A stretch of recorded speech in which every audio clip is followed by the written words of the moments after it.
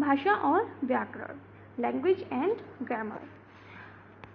हम अपने मन के भावों और विचारों को बोलकर ही दूसरे के लिए समझाते हैं और दूसरे के मन की बात को, उसके विचारों को हम सुनकर ही समझते हैं।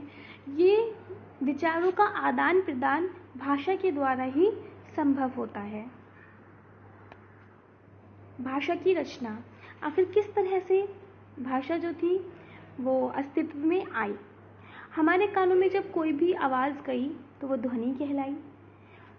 वो आवाज़, वो ध्वनि कुछ छोटे छोटे चिन्हों से मिलकर बनी हुई थी। उन ध्वनियों को चिन्हों के रूप में प्रदर्शित किया गया। इन चिन्हों को वर्ड कहते हैं। वर्डों को जब हम एक सीक्वेंस में रखते हैं तब वह वर्णमाला कहलाती है। वर्णों के सार्थक योग से शब्द बनते हैं, जैसे समाचार, दूरदर्शन। सार्थक योग से ही शब्द बनते हैं। अगर ये निरर्थक हैं तो वो शब्द नहीं कहला जाएंगे। जैसे कि समाचार एक शब्द है, लेकिन वामाचार ये कोई शब्द नहीं है, ये निरर्थक है। शब्दों के योग से वाक्य बनते हैं, जैसे सरला की पुस्तक खो गई है। इसमें शब्दों का सही प्रकार से प्रयोग किया गया है और उनको सही स्थान पर रखा गया है, जिनके योग से वाक्य बने हैं। वाक्यों से भाषा बनती है।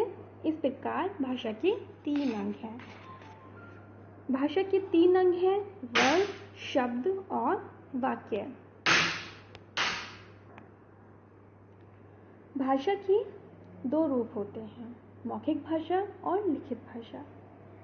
जब हम अपने मन के विचारों को, भावों को बोलकर प्रकट करते हैं तब वह रूप मौखिक भाषा कहलाता है। मनुष्य सर्वप्रथम भाषा के मौखिक रूप को ही अपनाता था। जब पुराने ज़माने में लोगों को लिखना पढ़ना नहीं आता था तब लोग सिर्फ मौखिक भाषा के प्रयोग से ही अपने मन के भावों को और विचारों को दूसरे के सामने प्रकट करते थे। मौखिक भाषा में केवल ध्वनियों का ही प्रयोग होता था, तब अक्षरों का प्रयोग नहीं होता था। लिखित भाषा, मौखिक भाषा को जब लिखकर व्यक्त किया जाता है तो यह भाषा लिखित रूप कहलाती है। लिखित भाषा में ध्वनियों के स्थान पर वर्णों का प्रयोग होता है, जैसे कि आ, ई, ऊ, का, खा, गा। इस तरह से हम वर्णों का प्रयोग करके भाषा को लिखकर प्रकट करते हैं। लिपि, भाषा को जिस रूप में अथवा जिस विधि से लिखा जाता है उसे लिपि का नाम दिया जाता है।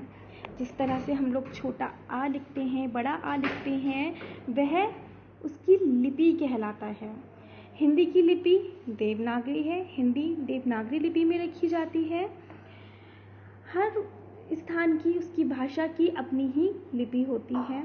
जैसे अंग्रेजी भाषा की लिपि रोमन है, पंजाबी की लिपि गुरुमुखी है, उर्दू भाषा की लिपि फारसी है। व्याकरण, व्याकरण का भाषा में बहुत ही महत्वपूर्ण योगदान है, बहुत ही महत्वपूर्ण काम है। बिना व्याकरण के हम सही प्रकार से वाक्यों और शब्दों को लिख नहीं पाते। हमें पता ही नहीं चलता कि हमें कब कर्ता का प्रयोग करना है, कब कर्म का और कब क्रिया का।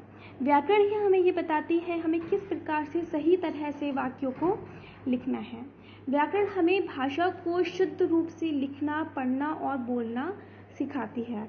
व्याकरण के नियम हमें भाषा के उचित स्वरूप का ज्ञान कराते हैं, अथवा वो ज्ञान अथवा विद्या जो भाषा का उचित रूप से प्रयोग करना सिखाती है व्याकरण कहलाती है। भाषा के 3 अंग हैं, वर्ड, शब्द और वाक्य। यह हम आपको बता चुके हैं।